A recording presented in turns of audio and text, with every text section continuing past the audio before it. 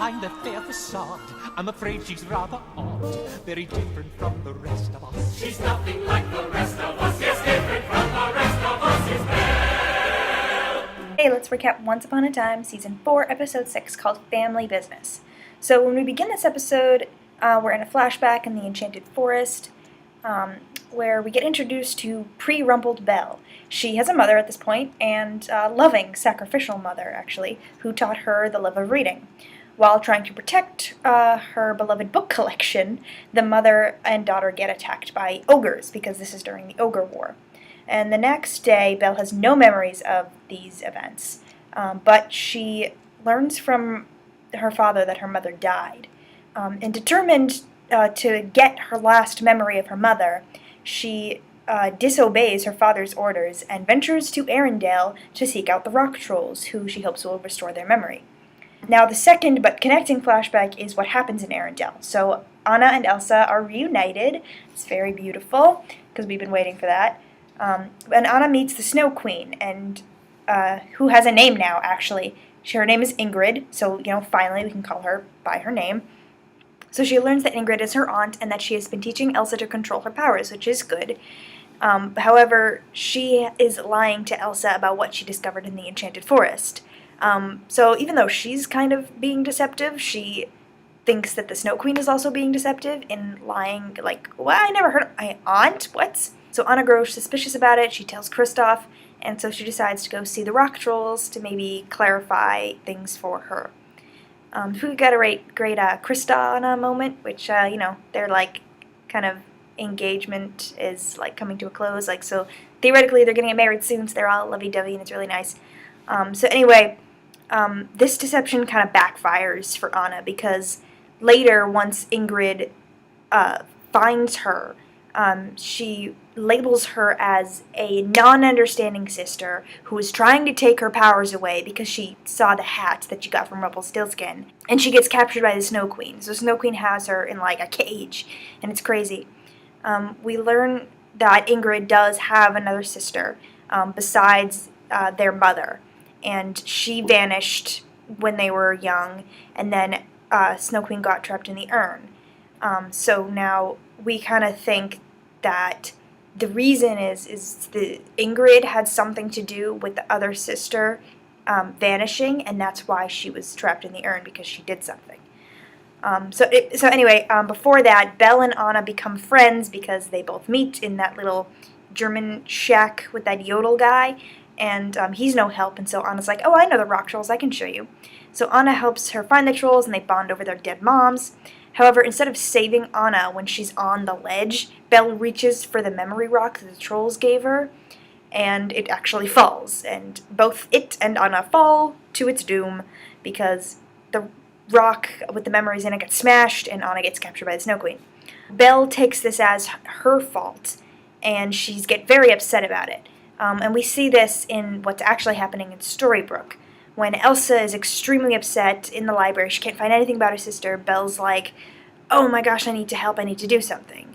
So we actually see Belle keeping a secret for once, which is, a first. So in Storybrooke, Belle uses the dagger to force her husband to help her track down the Snow Queen's lair, so that she can retrieve the hat, and then she'll have that leverage to force her to reveal where Anna is. Rumple acts like the dagger works, so he follows her there, and, he keeps watch.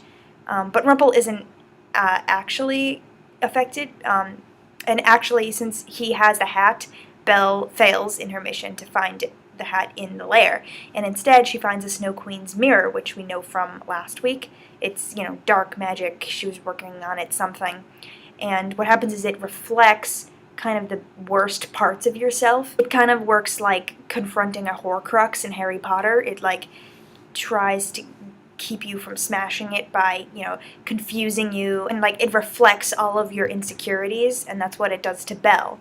It even tries to convince her that Rumple's dagger is fake, which totally is, but she doesn't believe. And luckily, Rumple showed up in time to snap Belle out of it and, get them back to his shop, and she actually, like, cut him, so, it succeeded in getting her emotional. But we got a beautiful Rumble scene with that, She told him the truth, she said she was totally sorry, and she asked for forgiveness. but a guilty Gold accepts an apology that he does not deserve. So speaking of Rumple, he finds the Snow Queen on his own, and he wants to find out her plan. She taunts him because he doesn't have any leverage, and she will not divulge her plan without any compensation. But in the end, he goes back to her, and he threatens her because she threatened the people that he loves. And he reveals that he does have leverage. He has the hat. And so, since he does, she better watch out, dearie. So while Belle and Rumple go on their adventures, the rest of the gang are trying to track down the Snow Queen. So they track down her evil ice cream truck. And Hook and Emma kind of discover the files that she had stashed in a cooler, and they're about Emma and her childhood. And Elsa finds a huge book in the library and discovers that Ingrid is actually her aunt. So Emma knows that she was her foster mother, and they actually had a very close relationship.